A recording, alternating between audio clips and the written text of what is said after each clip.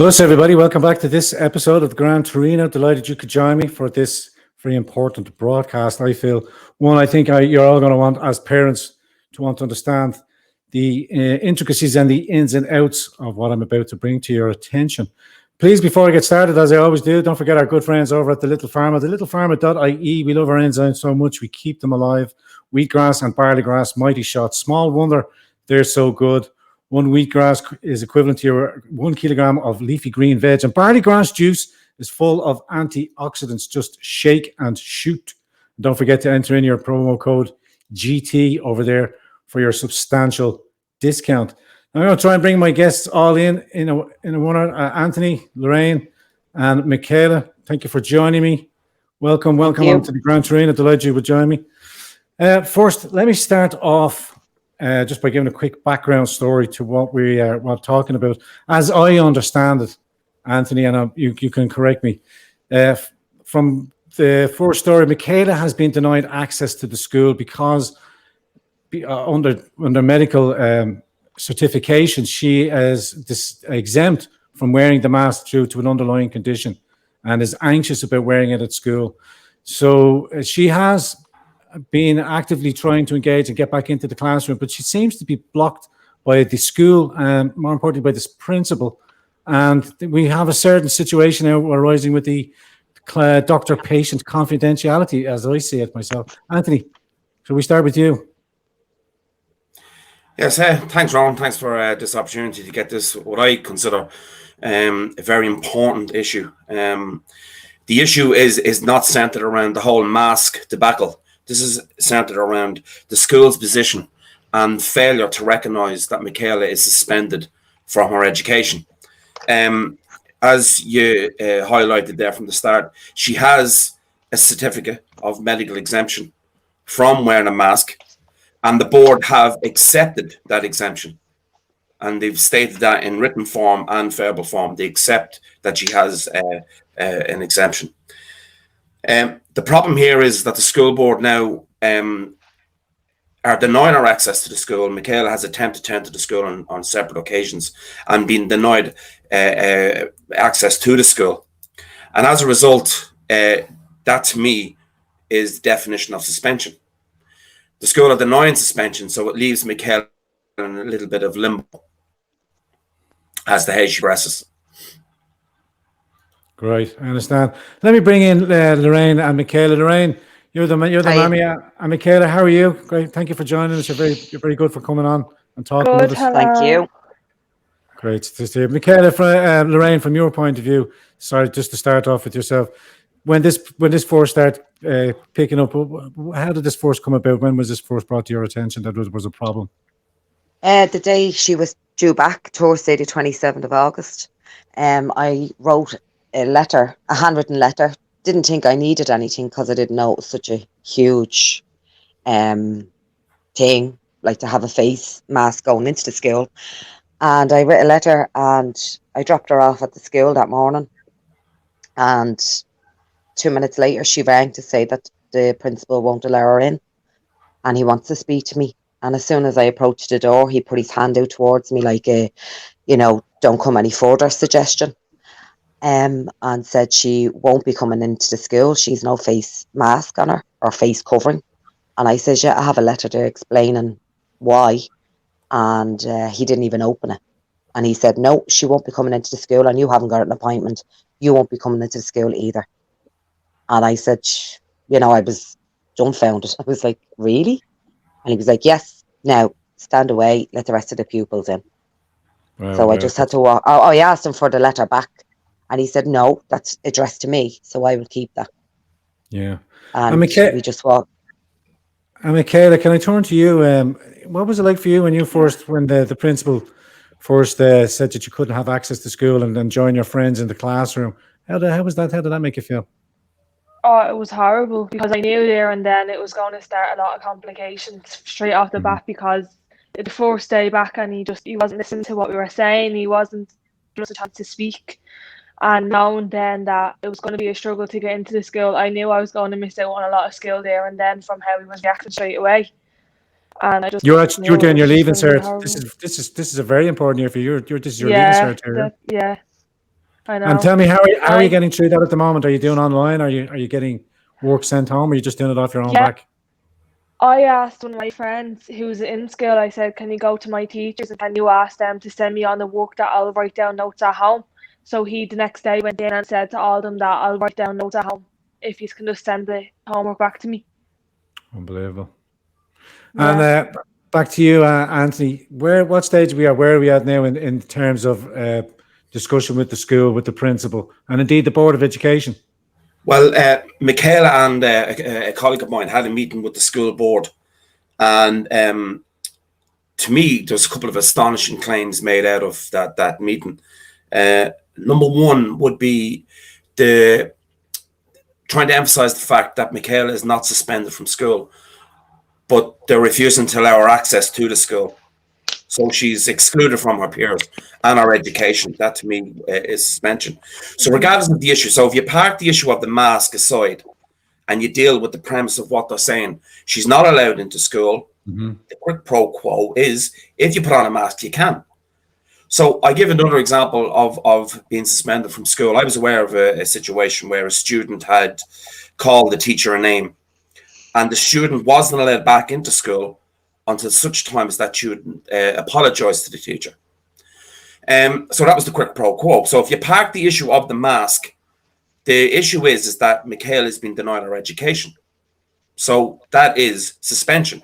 Now, I can understand why the school don't want to admit that she is suspended, because there's certain acts and legislation out there that give, students and parents protection. And an example of that is the Education Act of 1998, which if a student is suspended, they don't get satisfaction from the school board, they can implement what's called a Section 29 appeal.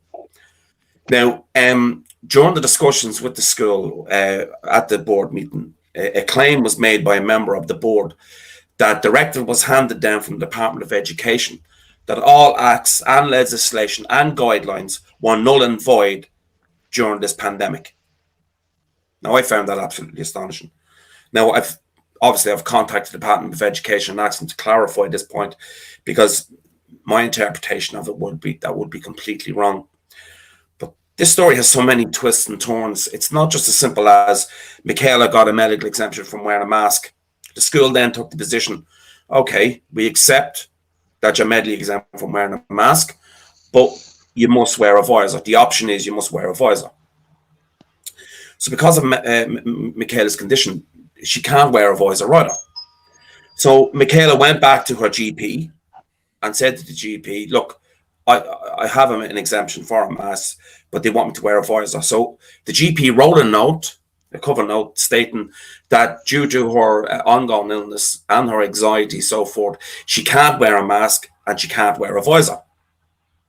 So they got the note, and before they got to deliver to the school, maybe Michaela would come in here and tell this part, because to me this is just an astonishing development. No, Michaela, will you take it up? Can you pick it up from there where Anthony just left us off? Michaela? What was the end bit? He lagged a little bit. Oh, I'm sorry. But just Anthony, could you just about the letter. Yeah, just for Michaela too, when you went back to the GP and requested a letter for exemption from wearing a mask and a visor, and the doctor issued you this note, and he stated how important it was that you return to your education and the reasons why you couldn't wear a mask or a visor. And before you got to give this note to the school, the doctor contacted you again, and maybe you might emphasize that point.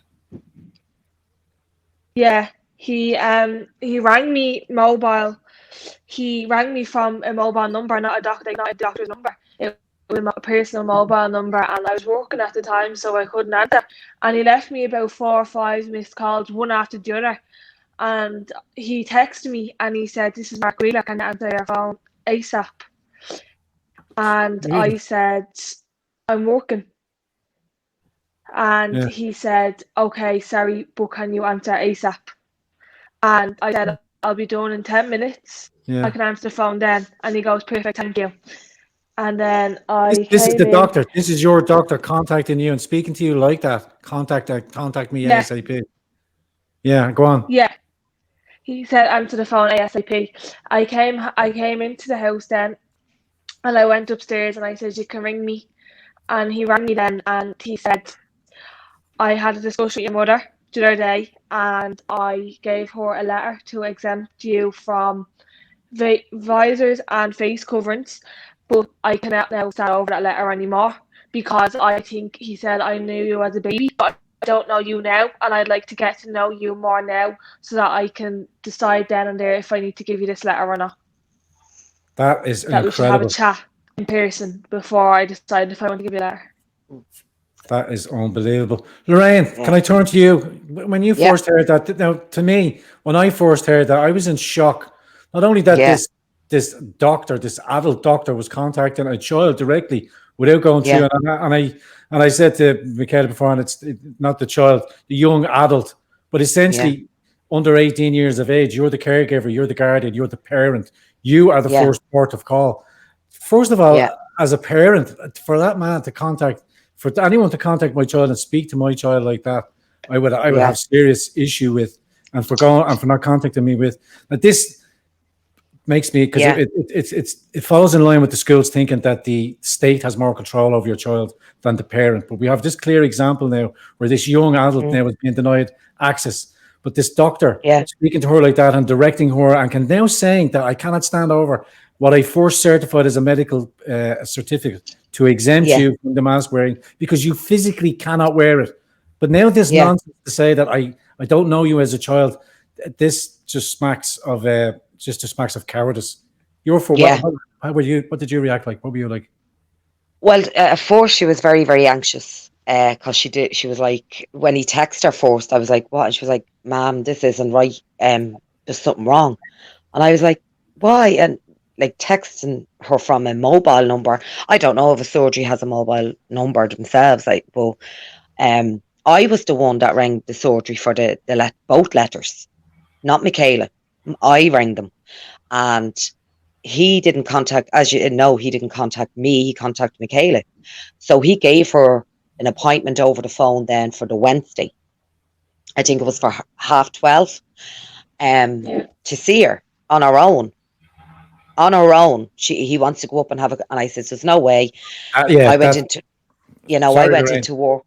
Yeah, I just went into work. Then I was working on the Wednesday, and my boss says, "Yeah, take the time, the hour or whatever you need off." And like that, she had to wait outside the surgery because she couldn't wear the mask. And when we went in, he actually was stopping me from going in. And I said, no. I said, she's very anxious. I said, I want to support my child. I'm going in with her. Okay, fair enough. And it just absolutely steamrolled from there. I actually I couldn't speak. We walked out, both of us in tears, crying. He suggested medication for her anxiety. He said that the HSE have told him that no medical cert can rule you out anymore because this is a pandemic. We've never been through this before. So no more, no, what was it, Michaela? No health letters. Is she there? Michaela? But he said, like, the HSE can't stand over the doctors anymore to do the letters. Yeah. The exemption letters. And so that's it. He will up our inhalers. I said, okay. And he said then, but we need to go down the road of medication for the anxiety, because it's not about the mask wearing, it's about controlling her anxiety. And I said, well, her anxiety has increased because of the mask wearing and the pressure that she's been under with the school and trying to get back to school. And he just wasn't listening at all.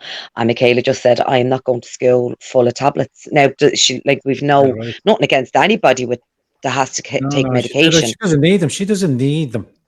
No. And that's what I felt like, she's never been on the medication. Why now? Because of face masks, she needs to be put on medication for anxiety.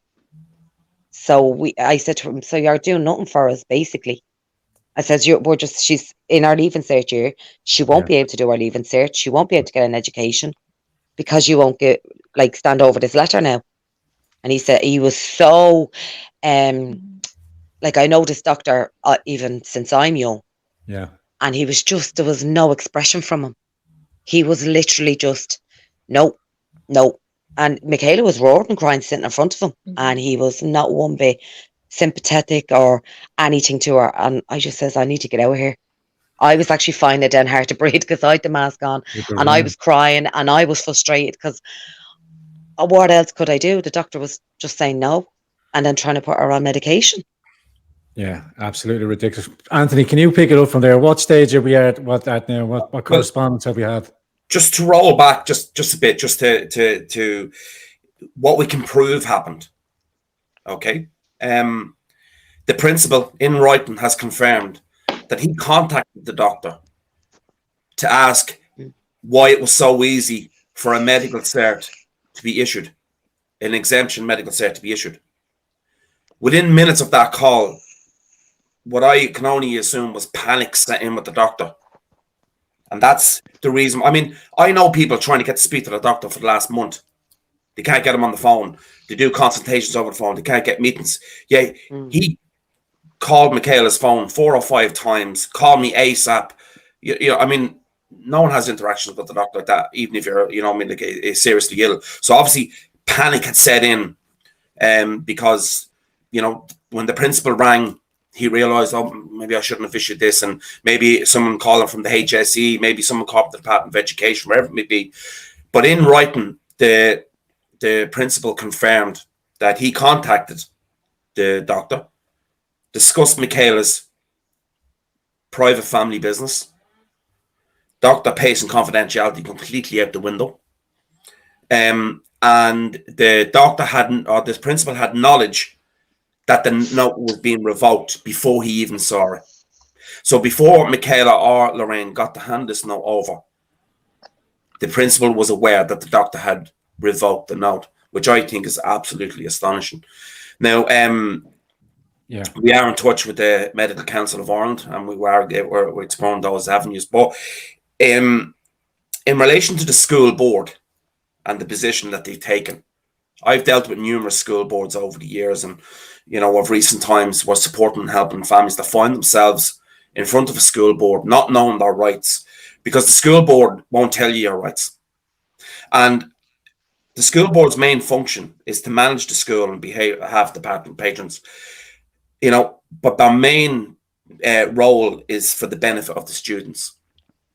But in all my dealings with school boards, I've never found this. I've always found that a principal will make decisions, and the moment an adult or a parent stands up for themselves, he hides behind the school board. He or she hides behind the school board. And the school board, not understanding or neglecting to understand their remit, defend the principal. And this is a perfect example of this. So where's the protection here for Michaela? We have precedents in other schools where masks, some people have been exempt from wearing masks, so they've implemented social distancing. And we're aware of one case where a student is social distanced from the other students. But there's 2 classes that they can't social distance in because the classroom is too small. So rightly or wrongly, a meeting of minds was met, and it was agreed that she wouldn't go to these 2 classes. She would sit in the cafeteria while those 2 classes, you know. So that was a compromise between the parents and the school. But the school board there reacted correctly. Whether you agree with it or not, they acted correctly because they acted in the student's best interest to get her in there for education and to make sure that, you know, the other students were protected and the teachers were protected. Social distancing. This school board this wasn't even up for negotiation. This was just absolutely, the principal made the decision. They rolled in behind the principal. And again, and I need to emphasize this point, one of the school board members made an astonishing claim that all the acts and legislation and guidelines handed down to protect students and teachers are all now null and void because of this pandemic, which just beggars belief that they would come out with such a statement, you know. Now, that's the second, Anthony, that's the second shock, apart from the obvious not rage. I don't want to use that kind of language, but the first shocking statement, apart from the doctor contacting Michaela like that, the way he spoke to her, but bypassing Lorraine, as the parent. Another shocking indictment again, and like I said, it falls completely in line with the way the new thinking with the school, the Board of Education, that the state has the higher moral authority over the child in all things, and that's becoming more so apparent now so with the pandemic, with the virus being out, and teachers being so obsessionally OCD about enforcing the legislation, about being the enforcers, even when there's contradictory evidence and what they can view in front of their eyes, but the lack of compassion and empathy for Michaela as a child. Their primary care, their primary duty is to the child, and it seems to be that they're looking at and protecting the state, because the state now is enforcing this completely totalitarian or top-down authority driven, that your child cannot access school because she doesn't meet the criteria, or they won't even reach the compromise of the social distancing. Sorry, go ahead, Anthony. Just even in relation to Michaela, I have to absolutely applaud her, because she's shown great strength in this, and 100%. Her enthusiasm to get back to school, to reinvigorate our education is absolutely. She's a credit to you. Credit. Yeah, absolutely. Well done. Thank you. Thank you. Yeah. I know. I mean, she was accosted on 2 different occasions trying to enter the school to start her education. And there's actually one shocking scene where one of the teachers is standing at the door in a bouncer-like manner with the arms folded, and she was hurried out the door, and and it was the vice principal, and she making claims like, and stand outside, and it was just astonishing to watch an adult behaving this way. But to watch an adult behaving this way, to treat one of our students in this manner, was absolutely shocking. And you could tell they were actually waiting for Michaela to arrive. This wasn't greeting students coming in. They were physically waiting for Michaela to arrive. And repeating myself, that stance that teacher took in the bouncer-like manner, standing there with the arms folded, and he was like, the chest puffed out and all this kind of stuff, was absolutely, it was astonishing. But I just need to clarify one point. I stated that Lorraine met with the Board of Management. She actually didn't. They couldn't even afford her that opportunity. They arranged a subcommittee to meet Lorraine. Now, since then, we've put in a list of questions that we're asking of the board as a result of that, what we consider a botched meeting, and questions in relation to asking to document and firefight a claim that all acts and legislation are now null and void. Ask them to clarify other points in relation to what is Michaela's current position, because we believe that she's suspended, and we're absolutely sure that the Secretary of the Department of Education or a judge would agree with us that this is the case. And that's where the Section 29 appeal is going to come into effect. And as we'll be issuing that today, because to date, the Board of Management haven't responded to the list of concerns we had as a result of the botched subcommittee meeting that Lorraine attended. Well, I want to we're just rounding off down to the bottom half of the year, and I think that's kind of where we'll drop it off there. At this stage of the game, you're just going to submit, and we keep Michaela's back in with us again. At this stage of the game now, the appeal is being lodged today, and then we'll obviously pick it back up there again today. Lorraine and Michaela, I want to thank you both for giving me the opportunity to express your story. This could be a precedent situation, because through Michaela's bravery and through her diligence to want to return to education, she has put it up to not only the principal, to the Board of Education, but to the state, that the state's legislations are now superseding the welfare of the child, the primary incidence and the primary reason that a child is going for education. So we are in uncharted territory here, and I think your case in this situation will be a precedent to sort of push back against the bar. Let's see where we all stand as citizens, as parents, and as young people trying to gain access at this most critical time, when Michaela is at her most crucial, where this is the future of her life. The results of her leaving cert, to carry on into college, to get into the third level of education, to be granted and afforded the right of education like every other person from any other walk of life. And this I can only describe it now as an overreaction to what is nothing more than a common cold, but that for some reason the narrative is being withheld by the mainstream media. Ladies, I want to thank you both for coming on. Rowan, can I just say one thing though, just quickly? I know, just one thing. Nobody has shown any has brought up anything about the welfare of Michaela within our school or our GP.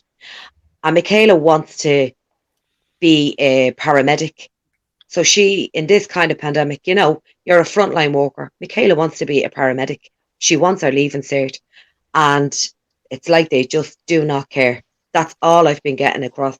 Everyone I've come across, they do not care. Michaela, I want to leave the last word with you. Your thoughts and going forward and how this is affecting you. And congratulations to you for your bravery, and you're to be commended as I keep saying forward. Keep doing what you're doing, because you're doing it for all the other children out there as well that can't have their voice. And you're in that position now, and you know you have plenty of support around you, and plenty of people will be paying attention now to what's going on here. Yeah, I know, and I'm glad that I can now show that I want to get me leaving cert.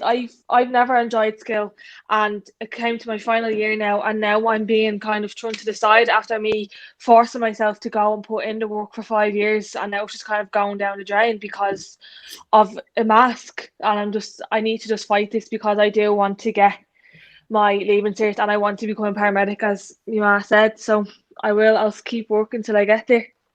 Absolutely amazing. Fair play to you. Anthony, thank you very much for joining me up to me. Ladies. Can I just say one thing, Ron? I know I don't know, but I just want to make sure that this doesn't become an anti-mask issue. This is not an anti-mask issue.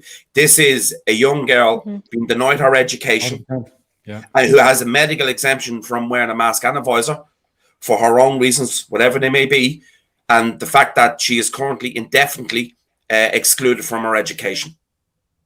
Perfect. And perfectly well point. And I'm sure everybody will get that on board. And we will all tune in and look to next and see what the results of the appeal situation are. And we'd invite you all to come back on again, Michaela and Lorraine and Anthony. Do let us know how this all goes on.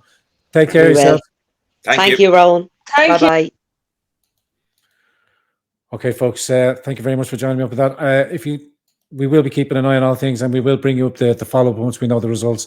And like I said, big props out to Michaela and Lorraine as well for showing, due care and empathy for a child, as any parent does, but pursuing this. And a big congratulations to Anthony as well, helping out there and dealing with the Board of Education. We all must keep it intense on. Please, before I let you go, don't forget, smash that like button if you haven't done so already. Also, hit that subscription if you're new to the channel, and hit the bell, and you'll be reminded of future broadcasts here on the Grand Torino. Please, if you could, please leave your thoughts, comments, and witticisms in the comment section down below. We do love to interact with you. Please note now that we are broadcasting live on Periscope, DLive, Twitch. Also, all video productions are backed up over on BitChute. We will be making exclusive content for BitChute forward, and we will be doing watch parties over on Twitch coming for the elections and various other things, but these will be advertised going forward. As you know, we are demonetized, but we are not demoralized, and we really appreciate all the support you helping us keep these articles and many great interviews going forward. And we do appreciate your support over at the Grand Torino website, World Wide Web, grandtorino.ie. Also, links in the description box for alternative platforms, how you can support the show. We also accept Bitcoin. Oh, Bitcoin! We do love a bit of Bitcoin. And if you have a mind, please, why not consider sending us a snail mail, PO Box 131179 in Wicklow. And we will look forward to reading your correspondence there. Big shout out to everybody involved, and one for all parents to keep an eye on. And we wish Lorraine and Anthony and Michaela all the very best. And we look forward to hearing on the follow-up there. Ladies and gentlemen, I'll see you on the next episode of the Grand Torino. Take care of yourselves. Us. We play this one instead. This is the ending. Us.